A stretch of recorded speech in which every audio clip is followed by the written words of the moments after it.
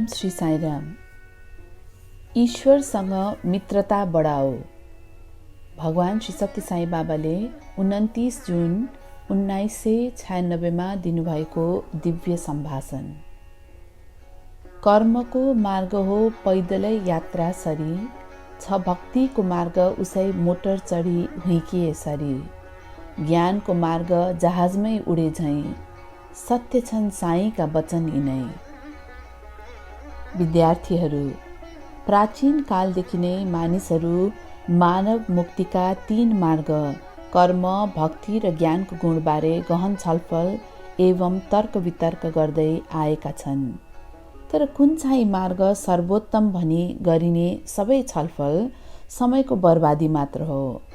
बृहत चिन्तनका साथ अनुसन्धान गर्यौं भने नाम मात्रको पृथकता बोकेका यी सबैले एउटै लक्ष्यमा पुर्याउँछन् भन्ने कुरा बुझ्दछौ।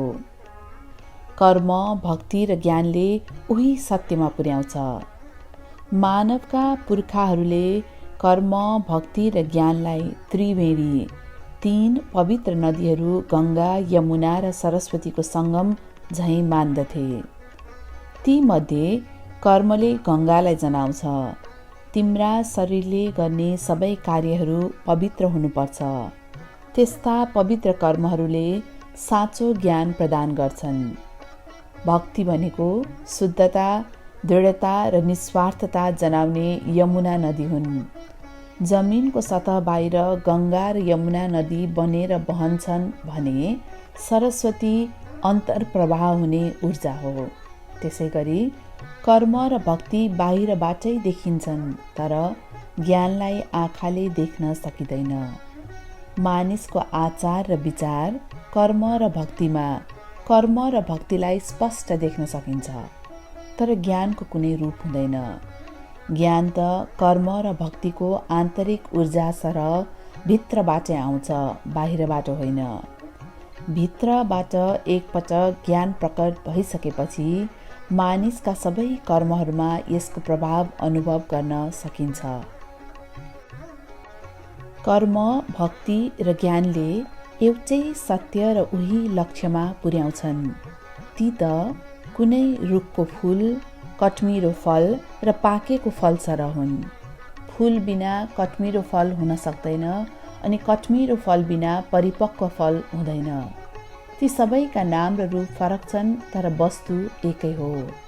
कर्म बिना भक्ति हुन सक्दैन अनि भक्ति बिना ज्ञान हुनै सक्दैन।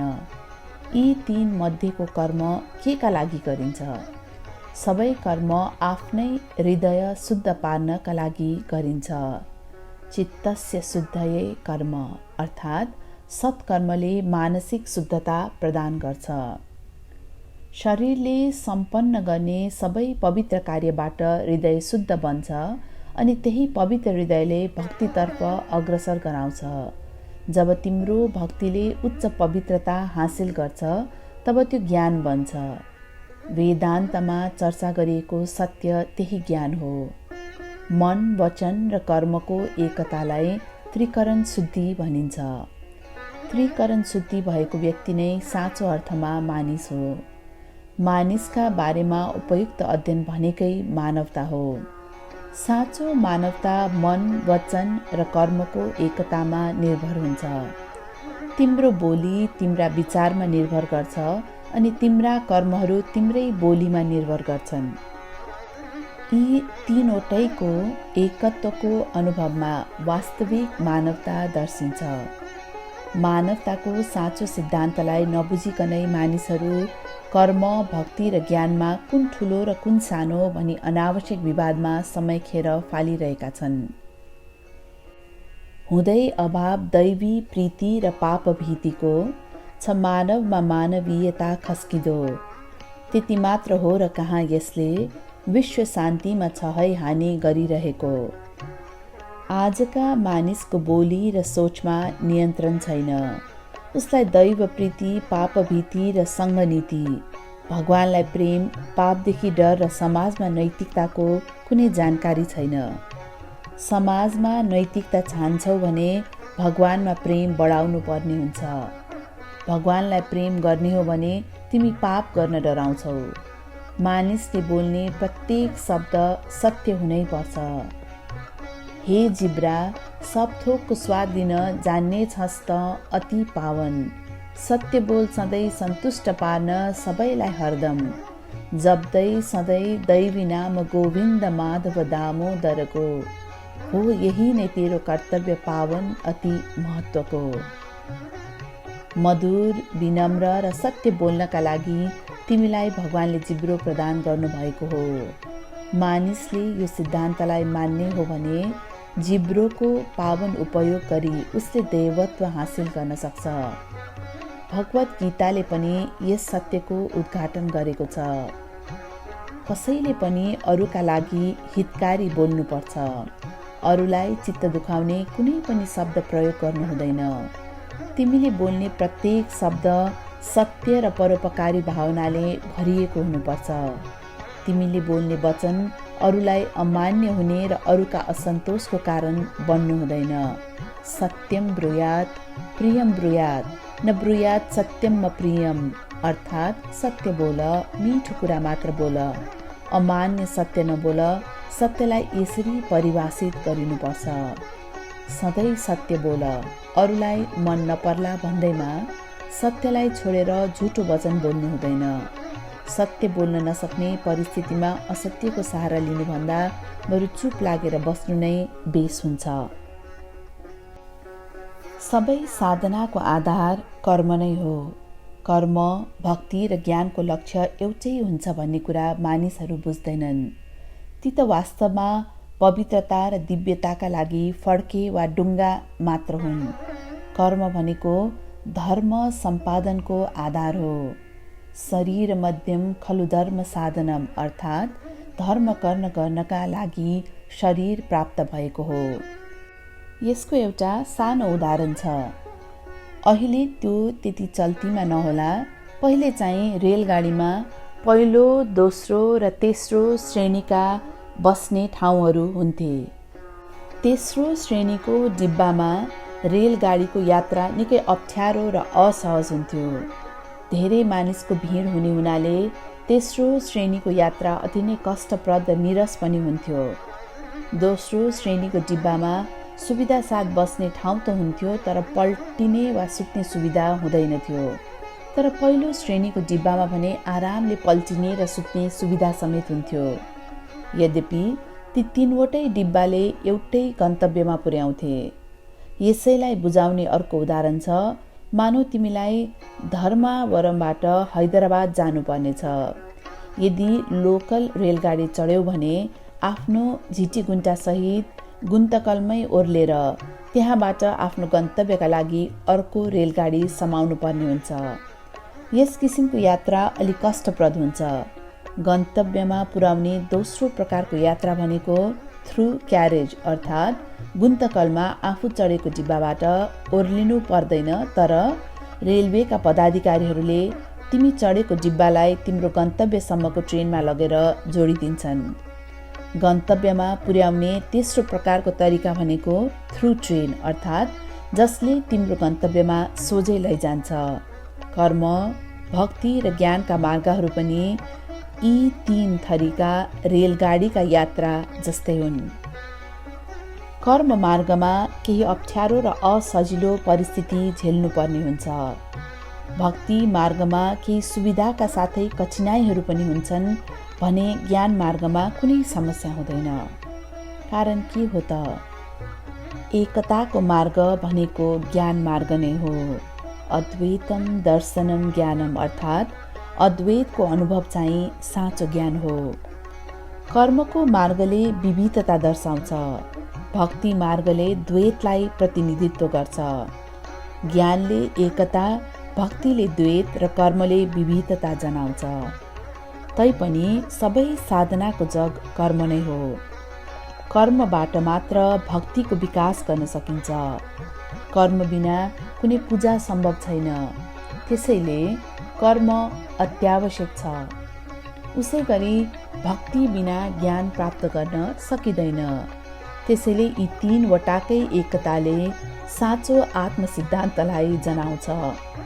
कर्म, भक्ति र ज्ञान बीचको पृथकता खोज्न थाल्यौ भने तिमीले आफ्नो बाटो बिराउँछौ र अनेक सन्देहको शिकार बन्छौ।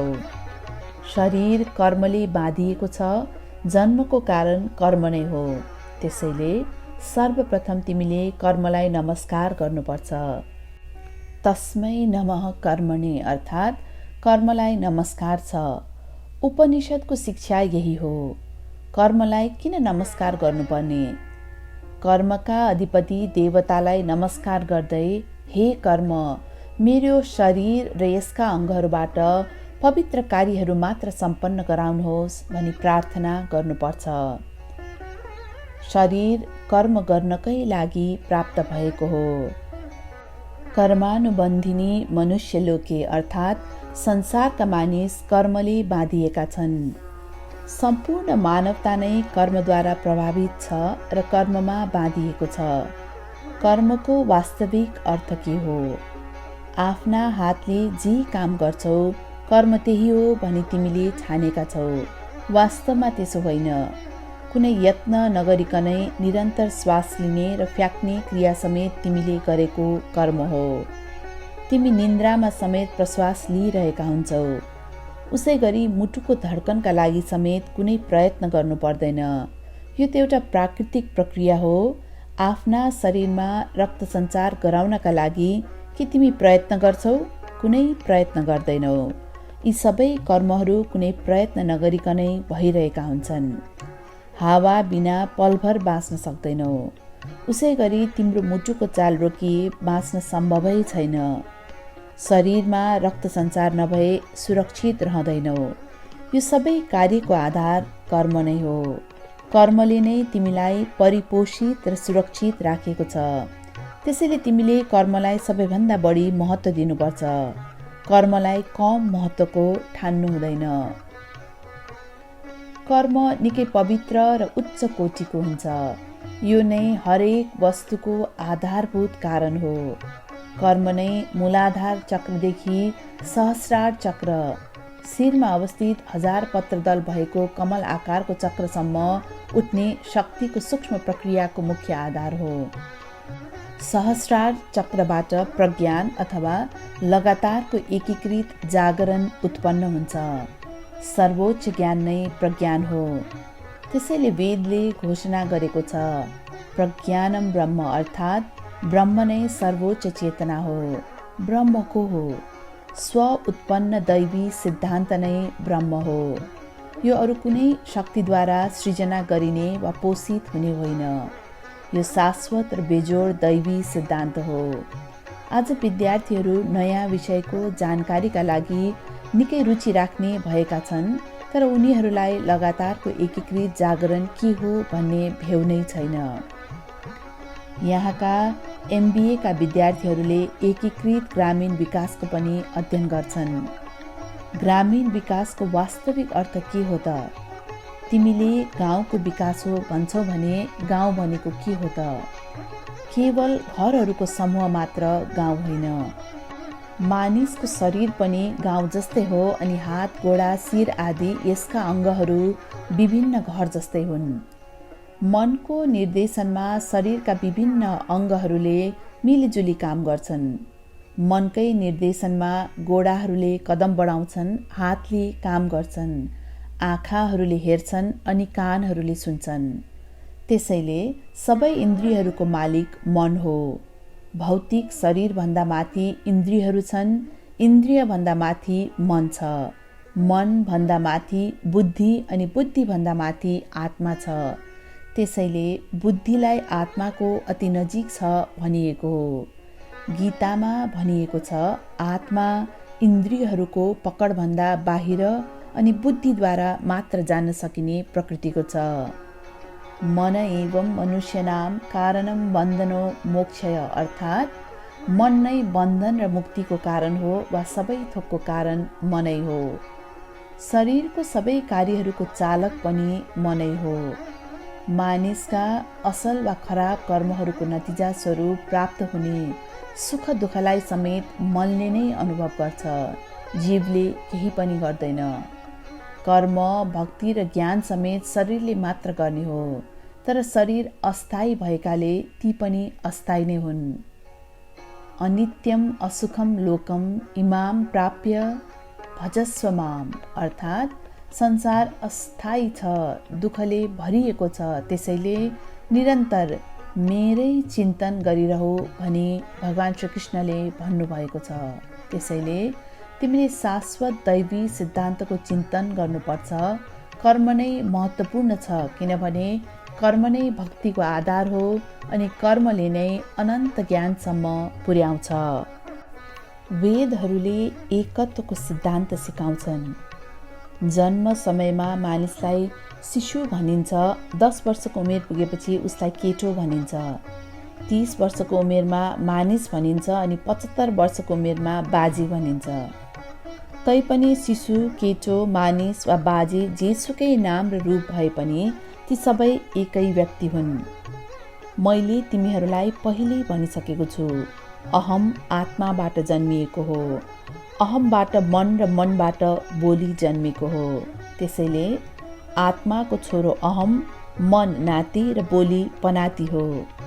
तिमीले भन्ने म, त्यो म नै अहम हो, त्यो म नै भगवानको सुरुको नाम हो। उहाँको अरू कुनै नाम छैन। यो ओम भन्दा पनि अघि आउँछ। अहम, मन र बोली आत्माबाट प्रकट भएका हुन्। यी तीनवटै आत्म परिवारका हुन्। त्यसैले यी तीनवटैमा आत्मीय सिद्धान्त प्रकट हुन्छ। उही आत्मीय परिवारका सदस्यहरूलाई एक अर्काबाट भिन्न ठान्नु गलत हो। आधुनिक युगको असरले गर्दा मानिसहरूले यिनलाई एक अर्काबाट अलग ठानेका हुन्। संयुक्त परिवारका सदस्यहरू सबैमा मेलमिलाप र एकता हुनुपर्छ। टुक्रिएको परिवार कमजोर हुन्छ, त्यस्तो परिवारले एकता गुमाउँछ। जसरी धेरै धागो मिलाएर बनाएको लुगा बलियो हुनाले त्यसलाई सजिलै च्यात्न सकिँदैन, तर धागाहरूलाई अलग्याएर चुडाउने हो भने सजिलै एउटै औँलाले पनि चुडाल्न सकिन्छ।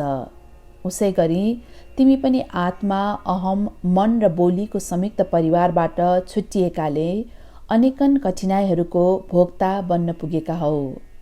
तर चेतना सबैको साझा सम्पत्तिका रूपमा रहेको छ। त्यो सम्पत्ति के हो? त्यो प्रज्ञान अर्थात् निरन्तर एकीकृत चेतना हो। त्यो प्रज्ञान अहम, मन र बोलीमा समेत विद्यमान रहन्छ।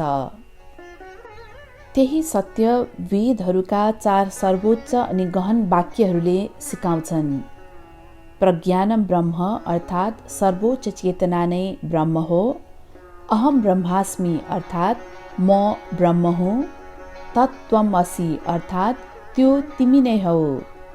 अयम आत्मा ब्रह्म अर्थात् यो आत्मा नै ब्रह्म हो। यही रीतमा वेदहरूले एकत्वको सिद्धान्त सिकाएका छन्। मानिसहरू अचेल भाइचाराको कुरा गर्छन्, तर त्यो कुराको के उपयोग? दाजुभाइ समेत एक अर्कासँग झगडा गरी अदालत गइरहेका छन्। दाजुभाइका बीचमा भएको मतमतान्तरले घृणा उत्पन्न गराइदिन्छ। त्यसैले भाइचाराको मात्र कुरा गर्नुको सट्टा एकतालाई बुझ्न सक्नुपर्छ। एकै आत्मा सबै जीवमा रमण गर्छ। जब तिमीले यो आस्थालाई आफूमा विकास गर्छौ, तब त्यहाँ घृणाका लागि कुनै स्थान हुने छैन। मानिस आफ्नै भ्रमको शिकार भएर मायालाई दोषारोपण गरिरहेको छ।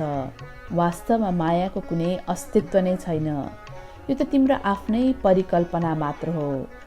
तिमीलाई आफ्नै आत्मामा अनि आफ्नै सत्यमा समेत विश्वास छैन। कारण के हो? आत्मविश्वासको कमीले गर्दा आस्थामा कमी आएको हो। यसबाहेक तिम्रो शारीरिक आसक्तिले गर्दा तिमीले भौतिक र सांसारिक नाता बढाउँदै गएका छौ। मोहमा जक्रिएकाले तिमी मेरी आमा, मेरा बुबा, मेरो भाइ अनि मेरी दिदी भन्ने गर्छौ। बालक श्रीकृष्णले एक मुट्ठी माटो आफ्नो मुखमा हालेको थाहा पाएर यशोदाले तिमीले के खायौ? तिम्रा मुख खोल भनिन्। श्रीकृष्णले आफ्नो मुख खोल्दा उनले श्रीकृष्णका मुखभित्रै 14 भुवन देखिन्। अबोध साधारण नारी भएकीले आफूले आफ्नै आँखाले देखेको कुरामा समेत विश्वास गर्न सकिनन् अनि सोच्न थालिन्, या यो सपना हो या त हो भगवान विष्णुको मायाको जालो। हुनै सक्छ यो वास्तविक या त परिकल्पना मात्र हो यो मेरो, या त म होइन यशोदा नै, देखिरहेकी छु जो यी सबै। पूर्ण र निस्वार्थ त भगवानको प्रेम मात्र हुन्छ। आजका मानिसलाई न त आफूमै विश्वास छ न त अरूमै, तब कसरी उसलाई भगवानमा आस्था हुन सक्छ? त्यसैले मानिसले आफूमा आत्मविश्वास जगाउनु नितान्त आवश्यक छ। तिमीमा आत्मविश्वास जगाइदिने काम नै साँचो कर्म हो। प्रत्येक क्रियाको प्रतिक्रिया र प्रत्येक ध्वनिको प्रतिध्वनि हुन्छ। प्रतिक्रिया, प्रतिबिम्ब र प्रतिध्वनि तीनवटैको आधार यथार्थ हो। यथार्थता बिना प्रतिक्रिया, प्रतिबिम्ब र प्रतिध्वनि हुनै सक्दैनन्। त्यो यथार्थ अपरिवर्तनीय र शाश्वत छ। देवत्व र प्रज्ञान त्यही हो। त्यसलाई उपासना अथवा भक्तिद्वारा मात्र प्राप्त गर्न सकिन्छ। भक्ति के हो? भक्तिका 9 मार्ग छन्। श्रवणम सुन्नु, कीर्तनम गाउनु, विष्णु स्मरणम भगवान विष्णुको चिन्तन गर्नु, पाद सेवनम चरणको सेवा गर्नु, वन्दनम नमस्कार गर्नु, अर्चनम पूजा गर्नु, दास्यम सेवा गर्नु, सख्यम मित्रता गर्नु, आत्मनिवेदनम आत्मपुकारा गर्नु। यी मध्येका कुनै पनि मार्ग अनुसरण गर्न सक्छौ, तर यी सबै मध्ये मित्रता प्रमुख महत्त्वको छ। भगवान मात्र निस्वार्थ र सच्चा मित्र हुनुहुन्छ। तिम्रा आमा बुबा र पत्नीको प्रेममा समेत कुनै न कुनै स्वार्थ रहेको हुन सक्छ, तर भगवानको प्रेममा कुनै स्वार्थीपना हुँदैन। आफू स्वयंलाई उहाँले कुनै शर्त बिना प्रेमपूर्वक पूर्ण प्रेम दिनुहुन्छ। त्यसैले तिमीले भगवानमा मित्रता बढाउनुपर्छ। मित्रता पश्चात मात्र भगवानमा शरणागति सम्भव छ। भगवान श्रीराममा पूर्ण आस्थाका साथ मित्रता कायम गरेपछि मात्र सुग्रीवले आफ्नो प्रयत्नमा सफलता पाए। श्रीरामसँग मित्रता नगरिकन सुग्रीवले यथोचित नतिजा प्राप्त गर्न सकेनन्। त्यसैले श्रीरामले भन्नुभयो, हामी राम, लक्ष्मण, भरत र शत्रुघ्न 4 भाइ भनी ठान्छौँ, तर त्यसो होइन, हामी 6 भाइ छौँ। 4 भाइ अयोध्याबाट, 1 भाइ सुग्रीव किष्किन्धाबाट अनि अर्को भाइ विभीषण लङ्काबाट। समग्रमा हामी 6 जना छौँ। सुग्रीवको सहयोग बिना सीता माताको अत्तोपत्तो सम्भव थिएन। विभीषणको सहयोग बिना रावणको संहार हुनै सक्दैन थियो। दैवी तागत सबैमा विद्यमान छ। सबै देवत्वका स्वरूप हुन्। संसारमा भएका सबै वस्तु र व्यक्ति उपयोगी र मूल्यवान छन्। रुखको सानो हाँगो वा छेस्को समेत दाँत माझ्न काम लाग्छ। जीवनले युक्त मानिस त झन् कति उपयोगी र महत्त्वपूर्ण होला। तिमीले कसैलाई पनि घृणा गर्नु हुँदैन। अद्वेष्टा सर्वभूतानां मैत्र करुणम एव च, अर्थात् कसैलाई घृणा नगर्ने व्यक्ति नै अरूको मित्र हुँदै दयालु बन्छ। त्यसैले व्यक्ति बीच बेमेल सृजना गर्नु हुँदैन। सबैको एकतालाई बढावा देऊ। एकताको सिद्धान्त निकै पावन छ। त्यसैले म विद्यार्थीहरूलाई विविधतामा एकता देख्न प्रोत्साहित गरिरहेको छु। एकै देवत्व सबैमा व्याप्त छ। देवत्व बुझ्ने यी साधन नै कर्म, उपासना र ज्ञान हुन्। भजन, ध्यान र जप जस्ता केही पवित्र कार्यहरूले यही लक्ष्य प्राप्तिका लागि व्यक्तिलाई सहयोग गरिरहेको हुन्छ। तर आज तिमीहरू आफूले चाहेको कुरा प्राप्त गर्न सकिरहेका छैनौ। कारण के हो? भक्ति युक्त भएर बोले पनि तिमी आफैले भक्तिलाई व्यवहारमा उपयोग गर्न नसकेकाले हो। आफूलाई तिमी श्रीरामका भक्त भन्छौ, तर के तिमीले उहाँका आदर्शहरूको अनुसरण गरेका छौ त? श्रीरामले आफ्ना पिताको वचन राख्नुभयो। तिमीले त्यस्ता कार्यको अनुसरण गर्यौ। उहाँले दाजुभाइ बीचको एकता प्रष्ट देखाउनुभयो। के तिमीले उहाँको दृष्टान्तलाई पछ्यायौ? पिताको वचन कायम राख्न आफ्नो राज्य समेत छोडेर वन जानुभयो। उहाँसँग कसैले स्पर्धा गर्न सक्छ? के तिमी सत्यको अवलम्बन गर्छौ? के तिमी आफ्नो वचन पूरा गर्छौ? गर्दैनौ। तब तिमी श्रीरामका कस्तो प्रकारका भक्त भयौ त? तिमीहरू केवल नामका मात्र भक्त हौ, उहाँका मूल्य मान्यता रूपी धनको अंशियार होइनौ। तिमीले आफूलाई उहाँको अंशियार बनाउन कहिले सक्छौ त? जब उहाँका आदर्श र आदेश अनुरूपका कार्य गरौला, तब मात्र तिमी उहाँका निधिका हकदार बन्नेछौ। त्यसै गरी तिमीहरू आफूलाई श्रीकृष्णको भक्त भन्छौ। के तिमीहरूले उहाँको उपदेश पालन गरेका छौ? छैनौ। तब तिमीले आफूलाई कसरी श्रीकृष्णको भक्त भन्न सक्छौ? उसै गरी तिमीहरू आफूलाई साई भक्त भन्छौ। तर के तिमीले साईको आदेश पालन गरेका छौ? तिमीहरू यहाँ कैयौँ वर्षदेखि आएर साईका उपदेशहरूलाई सुनिरहेका छौ, अनि केही त यही स्थायी रूपैमा बसोबास समेत गरिरहेका छन्। तिमीहरूले स्वामीको आदेशको पालना कति गरिरहेका छौ त? तिमीहरूलाई सिकाएका कुराको 1/4 भागको 1/4 समेत पनि व्यवहारमा उपयोग गर्दैनौ। तब कसरी स्वामीको अनुकम्पा हासिल गर्न सक्छौ? सोच्नु, सुन्नु र भन्नु महत्त्वपूर्ण होइन, सुनेका, पढेका र बुझेका कुरालाई व्यवहारमा उतार्नु चाहिँ महत्त्वपूर्ण कुरा हो। मानिसहरू रामायण, भागवत र भगवत गीताको अध्ययन गर्छन्। उनीहरू त्यसको श्रद्धापूर्वक पारायण पनि गर्छन्। उनीहरू विष्णु सहस्त्र नाम कण्ठस्थ भन्छन् पनि, तर के उपयोग? यो त केवल किताबी ज्ञान भयो। आवश्यकता त व्यावहारिक ज्ञानको हो। वास्तवमा तिमीले आर्जन गरेको ज्ञानलाई व्यवहारमा उतार्नुपर्छ, अनि व्यवहारमा एउटै उपदेशलाई उतार्यौ भने त्यही काफी हुन्छ। व्यवहारमा कुनै पनि कुरा लागू गर्दैनौ भने आफूलाई भक्त भन्नु समेत कलङ्क नै हो। प्रत्येक कार्य ईश्वरलाई रिझाउनका लागि गर। तिमीले लाभ लिन सकेनौ भने दैवी सामिप्यको समेत उपयोग हुँदैन। पानीमा भएको कमलको बोट नजिकै भ्यागुतो हुन्छ, तर भ्यागुतोलाई कमलको के उपयोग? बरु टाढाबाट मौरीहरू आएर कमलको फुलमा भएको अमृतपान गरिजान्छन्। भगवानको नजिक हुनुका साथै उहाँको प्रिय हुनु पनि निकै महत्त्वपूर्ण छ। तिमीहरू भगवानको नजिक त छौ, तर उहाँको प्रिय हुन सकेका छैनौ। टाढाबाट आउने मानिसहरू नजिक त छैनन्, तर भगवानका निकै प्रिय छन्। देवत्वको अनुभव गर्न चाहन्छौ भने भगवानको नजिक हुनुका साथै उहाँको प्रिय पनि बन। तिमी पावन ग्रन्थहरूको पारायण गर्छौ, तर त्यो व्यवहारमा लागू गर्दैनौ भने तिमी केवल टेप रिकर्डर सरहका मात्र हौ। कम्तीमा पनि एउटा उपदेशलाई व्यवहारमा उतार। क्यासेटको टेपलाई बाहिरबाट हेरेर त्यसभित्र के छ भने थाहा पाउन सकिँदैन। त्यो क्यासेटको टेपलाई टुक्रा टुक्रा पार्यौ भने पनि त्यसभित्र के छ भने थाहा पाउन सक्दैनौ। जब तिमीले त्यो क्यासेटको चक्कालाई करेन्ट जोडेको वा ब्याट्री हालेको टेप रिकर्डरमा राखेर स्विच थिच्छौ, तब त्यसमा भएको कुरा पूर्णतः सुन्न सक्छौ। प्रेम रूपी करेन्टद्वारा आफ्नो हृदयलाई भगवानसँग जोड, तब मात्र तिमीले भगवानको आवाज सुन्न सक्नेछौ। आफ्ना सबै इच्छालाई भगवानकै इच्छामा छाडिदेऊ, तब मात्र आफ्नो इच्छा शक्तिको विकास गर्न सक्षम हुनेछौ। इच्छा शक्तिले नै क्रिया शक्तिको रूप लिएर अन्ततः ज्ञान शक्तिमा पुर्याउने हो। इच्छा शक्ति, क्रिया शक्ति र ज्ञान शक्तिले क्रमशः कर्म, भक्ति र ज्ञानलाई सूचित गर्छन्।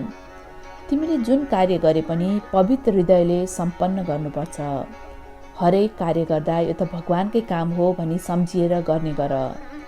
सबै कार्य ईश्वरलाई रिझाउनका लागि गर। भगवानलाई साक्षात्कार गर्ने सबैभन्दा सरल मार्ग यही हो। कर्म, भक्ति र ज्ञान सबै समान महत्त्वका छन्। तीमध्ये कुनै उच्च स्तरको अनि कुनै निम्न स्तरको भन्ने नसोच। सारभूत रूपमा तीनवटै एकै र उही हुन्। एक अर्काबाट ती भिन्न होइनन्। नाम र रूप फरक होलान्, तर आत्म सिद्धान्त एउटै छ। यही एकताको सिद्धान्तमा आस्था बढाउँदै दैवी पथका पछि लागेर देवत्व अनुभव गर्नु नै प्रत्येक मानवको हक र अधिकार हो। जय साईराम।